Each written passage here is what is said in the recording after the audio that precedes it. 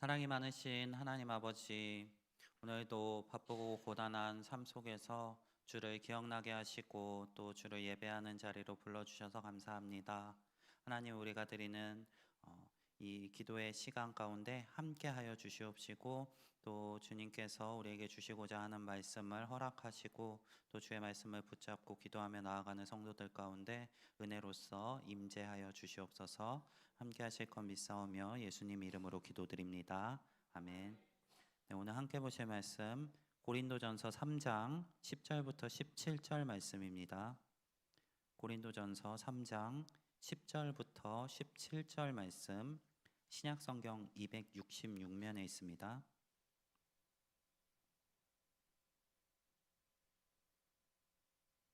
고린도전서 3장 10절부터 17절 말씀 한 절씩 교독하도록 하겠습니다. 내게 주신 하나님의 은혜를 따라 내가 지혜로운 건축자와 같이 터를 닦아두매 다른 이가 그 위에 세우나 그러나 각각 어떻게 그 위에 세울까를 조심할지니라.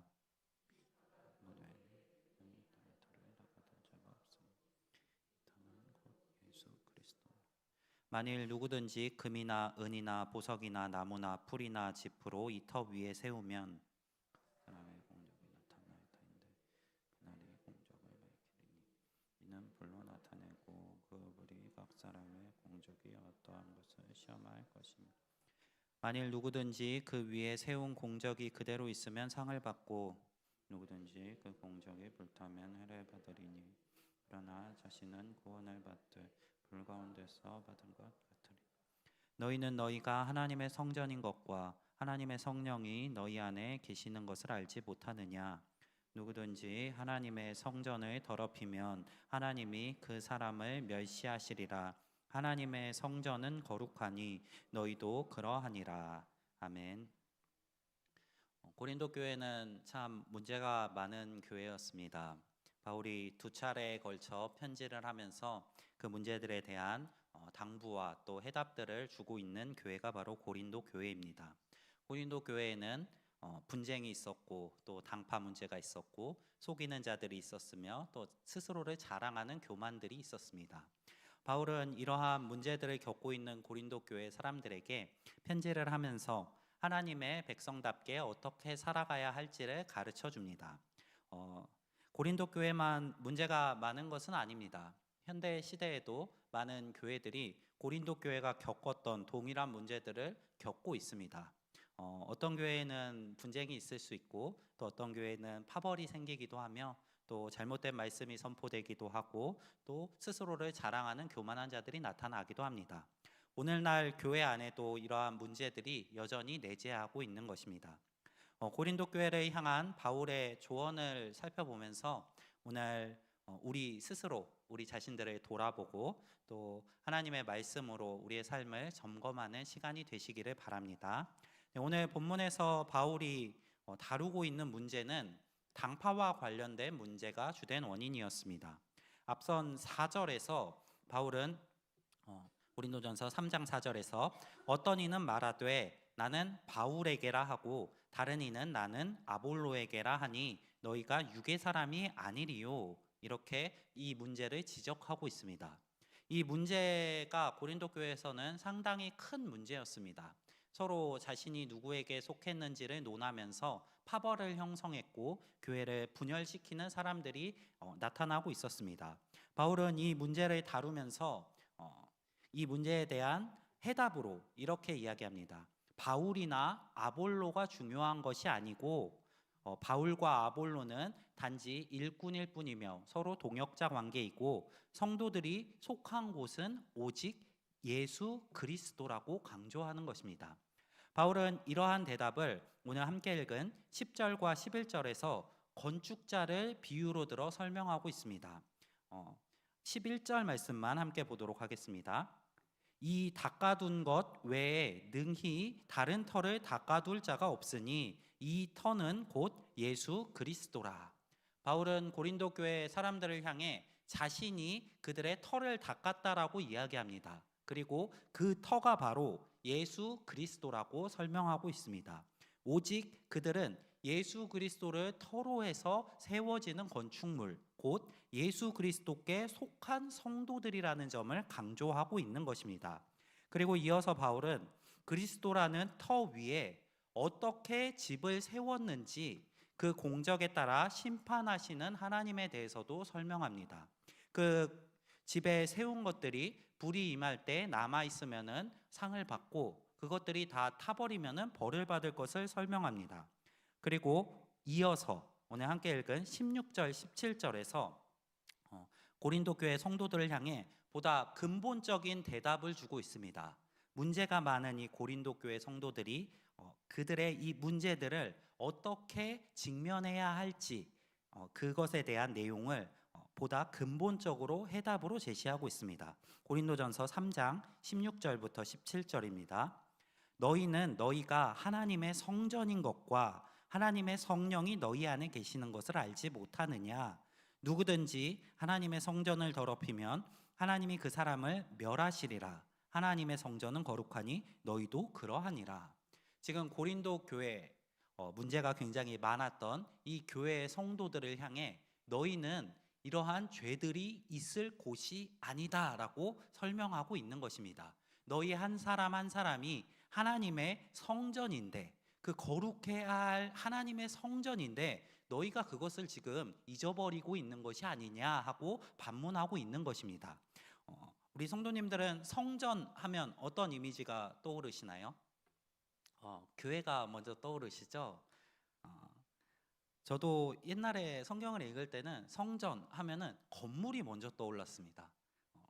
그리고 또 옛날에는 교회를 성전이라는 표현으로 많이 불렀기 때문에 더 그랬던 것도 같습니다.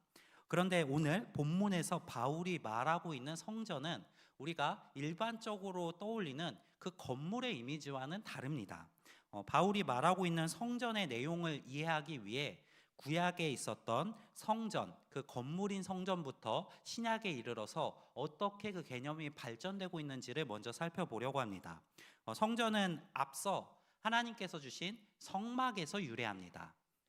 조금 더 보다 앞서서는 베델이 약간 비슷한 개념을 가지고는 있지만 오늘은 성막부터 함께 살펴보려고 합니다. 성막은 애굽에서 노예로 살고 있었던 이스라엘 백성들을 하나님께서 부르셔서 그들을 출애굽시키신 이후에 시내산에서 이스라엘 백성과 언약을 맺으며 그들에게 율법을 주시고 또 그 율법을 주시며 함께 명령을 통해 성막을 주십니다. 이스라엘 백성들에게 너희는 성막을 이러이러하게 지어라 라는 명령을 주시면서 그 성막이 건축됩니다. 이 성막은 이스라엘이 출애굽하고 가나안으로 나아가는 그 여정의 기간 동안 먼저 첫 번째로는 하나님께서 이스라엘 백성을 만나는 집이며 또 제사와 예배가 드려지는 중심지의 역할을 했습니다.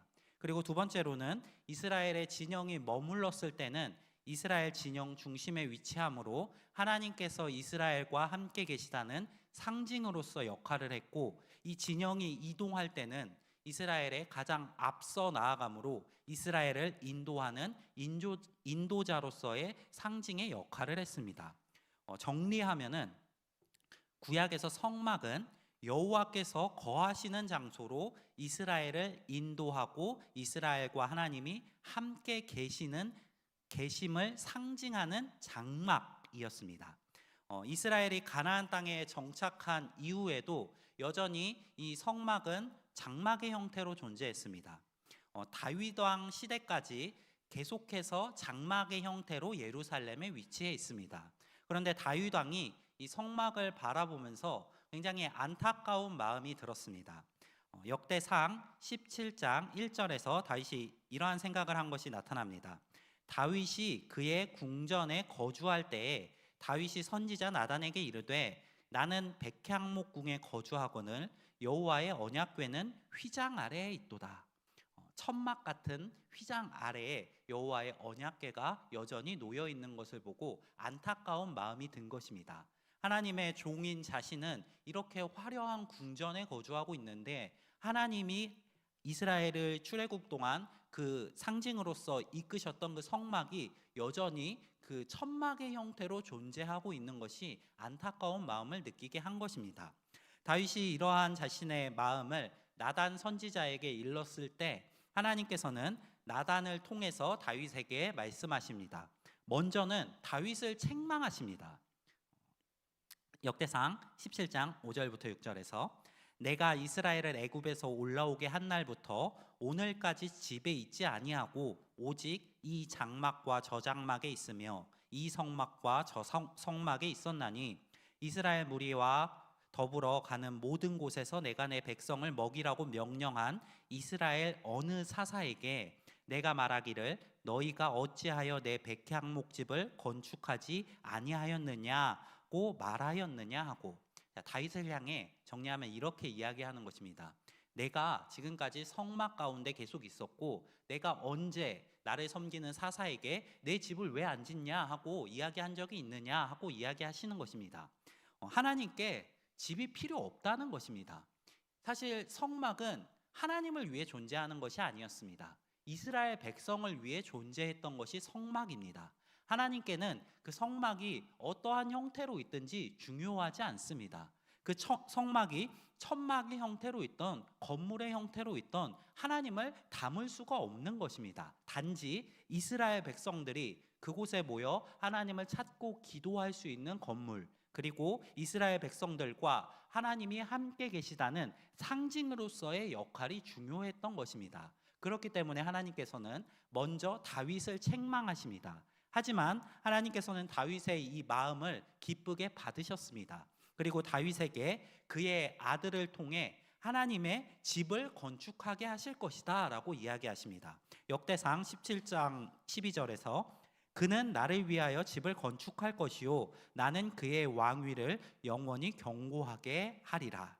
다윗의 약간 부족한 생각, 하나님께서 거하실 건물이 너무 누추하다라는 그 하나님이 진짜 거하시지도 않는 그 건물을 향한 부족한 생각이지만 그럼에도 하나님을 생각하는 이 마음을 기쁘게 받으시고 하나님께서는 다윗이 원하는 것처럼 건축물로서의 집을 건축하게 하실 것이고 거기다가 더불어 그의 아들의 왕위를 영원히 견고하게 할 것이라는 약속까지 주십니다.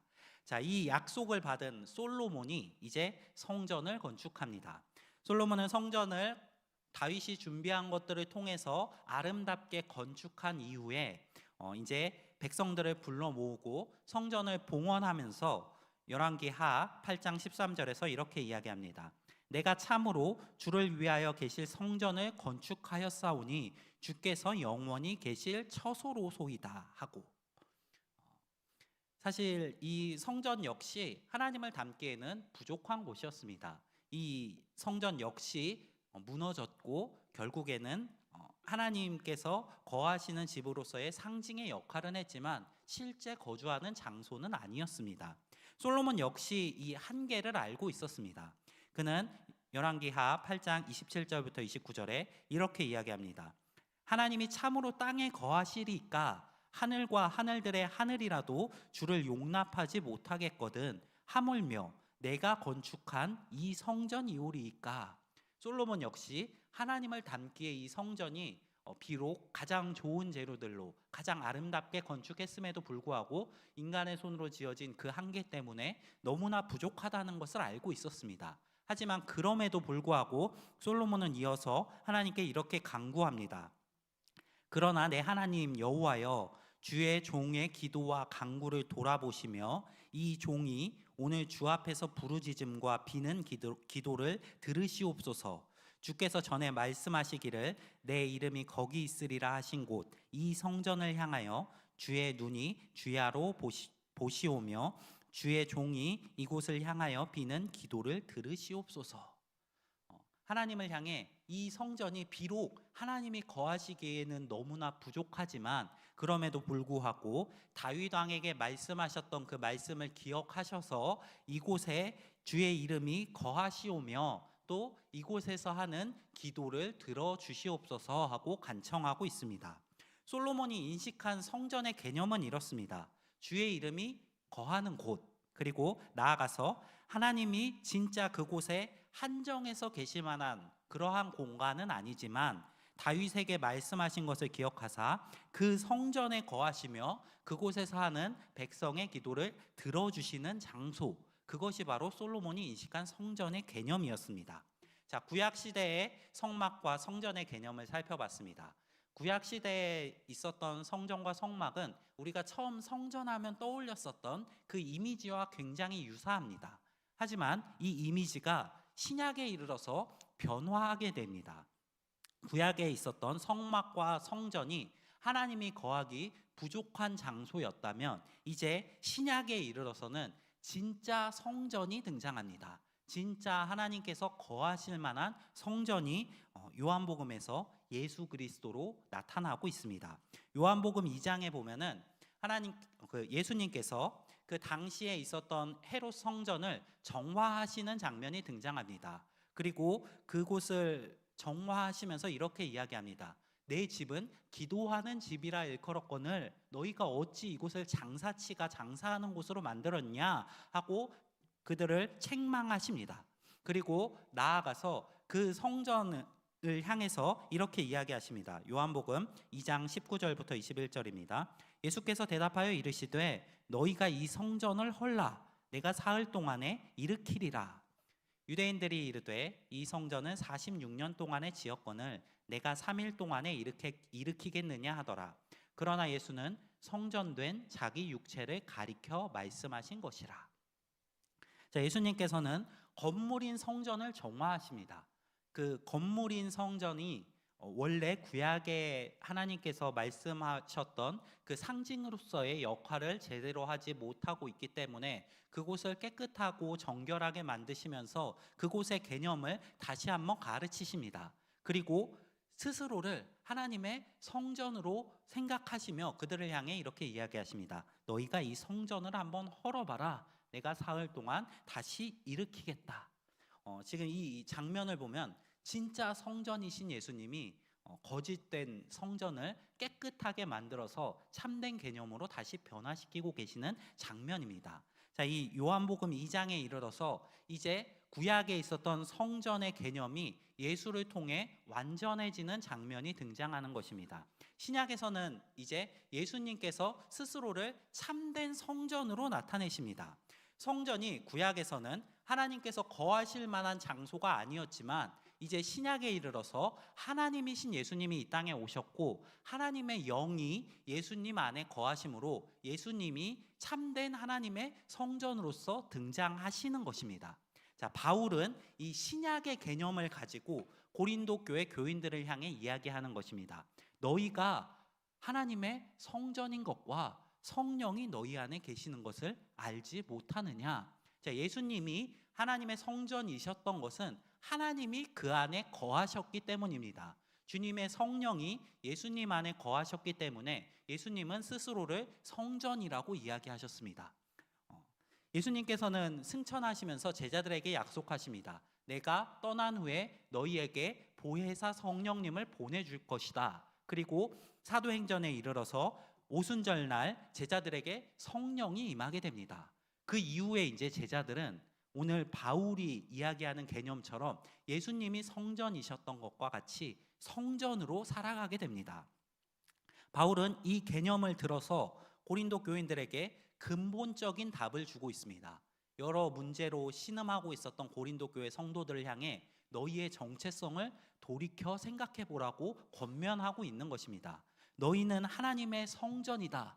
주의 성령이 거하는 거룩한 전이다. 그러니 너희도 스스로를 거룩하다고 여기며 거룩하게 생활함으로 너희 안에 있는 죄악들을 멸하라 라고 권면하고 있는 것입니다. 자, 고린도 교회 교인들이 성전이었던 것과 마찬가지로 우리 역시 여전히 하나님의 성전입니다. 우리는 교회 건물이 성전이 아니라 이제 우리는 하나님의 영이 거하시는 거룩한 성령의 전, 바로 성전입니다. 성도님들이 내가 성전이라는 것을 인식하시고 또 인정하시며 또 성전이라는 정체성을 가지고 살아가시기를 소망합니다. 이 세상에 살아가는 모든 순간 가운데 나는 거룩한 하나님의 전이다 라는 정체성을 가지시고 내 안에 비록 여러 죄악들이 있을지라도 그것이 나의 정체성을 흔들지 못한다는 것을 기억하시며 주님의 성전답게 살아가실 수 있기를 소망합니다. 자, 우리가 주의 성전이라면 제가 성전을 통한 두 가지 권면을 드리겠습니다. 먼저는 첫 번째로 오늘 바울이 고린도 교인들을 향해 하는 권면처럼 하나님의 성전이 거룩한 것처럼 우리 역시 거룩하게 살아가는 분들이 되시기를 소망합니다. 여기서 말하는 거룩은 죄에서의 구별을 의미합니다. 하나님의 성전이 거룩할 수 있었던 것은 그곳에 출입하는 제사장들이 절차를 거치면서 스스로를 성결하게 하고 그곳에 들어간 것을 통해 확인할 수 있습니다. 하나님이 그곳에 거하시기 때문에 그곳은 거룩한 곳이었고 그곳에 들어가는 자들은 스스로를 성결케 함으로 그곳에 들어갈 수 있었습니다. 우리가 성전이라면 우리 역시 그렇게 거룩해지기를 소망합니다. 하나님의 성전이 거룩한 것처럼 우리 역시 죄에서 우리 스스로를 구별하고 하나님의 전답게 살아가실 수 있기를 소망합니다. 하지만 이렇게 살아내는 것이 결코 쉽지 않습니다. 왜냐하면 우리 안에 죄성이 남아있고 또 우리가 거룩한 성전임에도 불구하고 살아가는 곳은 죄악된 세상이기 때문입니다. 우리가 거룩한 성전으로 살아가려고 할 때 우리 안에 있는 본성이 또 우리 주변에 있는 많은 상황들이 우리를 죄악된 것으로 유혹하고 인도할지 모릅니다. 하지만 그 가운데 우리의 정체성을 기억하시기를 소망합니다. 우리는 거룩한 하나님의 성전입니다. 하나님께서 거룩하신 것처럼 하나님의 성전이 거룩한 것처럼 우리 역시 거룩한 성도들입니다. 우리가 거룩한 성도라면 이제 우리는 마땅히 죄에 거하지 말고 그곳에서 구별되어 거룩한 삶을 살아가야 할 것입니다. 우리의 정체성을 기억하시면서 우리의 정체성답게 거룩한 성전으로 살아가실 수 있는 성도님들이 되시기를 바랍니다. 두 번째로는 나아가서 성전의 역할을 감당하시는 성도님들이 되시기를 바랍니다. 구약에서 성전은 또 성막은 하나님께 드려지는 제사의 중심지, 예배의 중심지였습니다. 이 예배가 언제 진행되었을까요? 이 제사가 어느 순간에 진행되었을 것 같으신가요? 이 제사는 끊임없이 계속해서 진행되었습니다. 그 성막 안에는 지성소가 있는데 그곳에 제단이 있고 그 제단에는 한시도 꺼지지 않는 하나님께 드려지는 제물이 타오르고 있었습니다. 제사의 중심지였던 이 성막의 그 가운데 제단에는 하나님께 드려지는 제물과 불이 계속해서 끊임없이 타오르는 것입니다.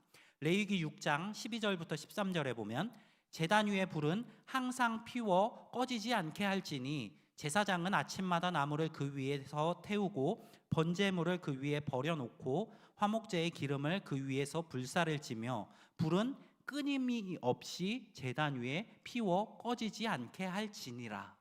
자, 우리가 성전이라면 우리 안에서 드려지는 예배도 결코 꺼져서는 안 됩니다. 우리가 살아가는 모든 순간 가운데 우리가 어디에 있든지 어느 곳에 있든지 예배자로 살아내실 수 있는 성도님들이 되시기를 바랍니다. 우리의 삶을 통해 하나님께 영광을 올려드리는 그 예배가 끊이지 않기를 소망합니다.